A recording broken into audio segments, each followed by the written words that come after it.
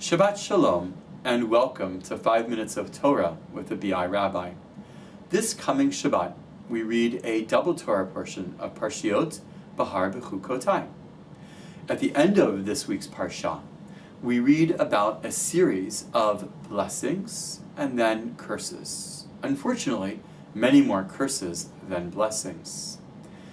After a litany of curses which include those against the individual and the nation, including our exile from the land of Israel, God says that I will remember you and I will remember the land, and I will return you.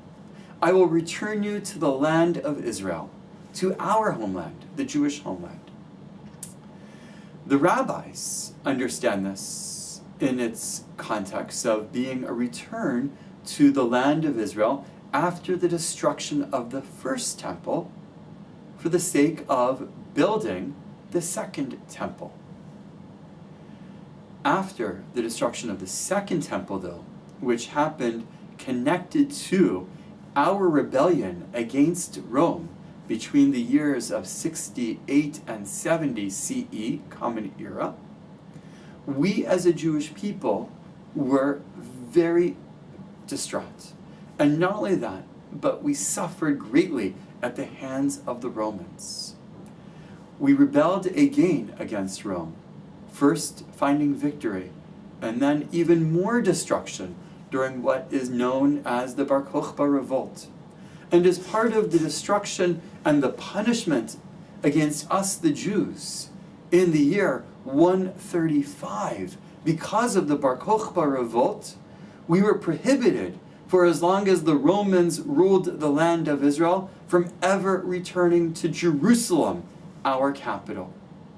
In 1948, we had the blessing of not only returning to the land of Israel, but establishing religious and political independence in our homeland once again, nearly 2,000 years after our expulsion from the land of Israel. But unfortunately, we were not able to fulfill the dream of having independence in our capital city of Jerusalem in its entirety until 1967. And in celebration of that particular moment, we have what is now known as Yom Yerushalayim, or Jerusalem Day, which we celebrate this coming week. Early in the Torah portion of this coming Shabbat, we read about the laws of the Shemitah and the Yovel. According to the laws of the Shemitah, once every 7 years, we have to allow our land, that is the land of Israel, to lie fallow. We're allowed to farm for 6 years, but not in the 7th.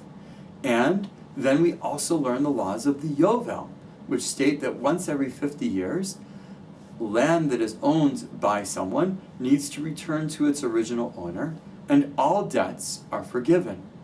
When we are given the laws of the Shemitah, of the fact that we are to allow our land to lie fallow once every 7 years, it tells us that for Sheish Shanim, for 6 years, it says you are to tizmor, you are to prune the vegetation of your land.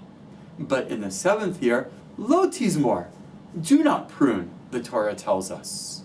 For those of you who are familiar with Hebrew, you might say, that word sounds a lot like the Hebrew word for singing.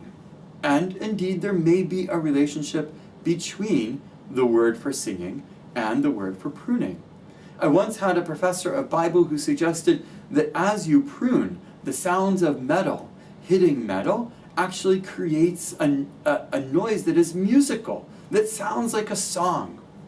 And I would suggest that indeed there is music that comes with the simcha, that comes with the joy of working the land of Israel, and specifically being able to prune in our capital city of Jerusalem.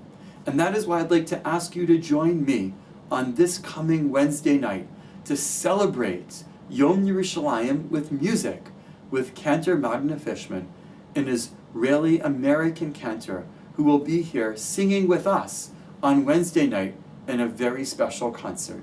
Shabbat Shalom.